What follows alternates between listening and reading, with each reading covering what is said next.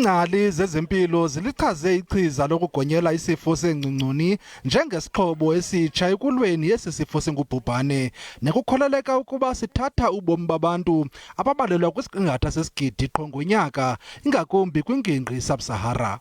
uGqirha Tedros Adhanom nongumphandi nzulu ngesi sifo uthi eli chiza liza kuba luncedo kwihlabathi. This vaccine is a gift to the world, but its value will be felt most in Africa. Ilizwekazi Afrika lizamkele ngezandla ezishushu ezindaba. So having a vaccine that shows that level of effectiveness or efficacy in preventing severe illness and death in children is remarkable. I think it must be celebrated as a significant breakthrough in the last 100 years that we have lived with malaria on the continent. Izitofu seMosquirix siza kuhlatywa amatyeli amane kubantwana abanenyanga ezintlanu nezili-17.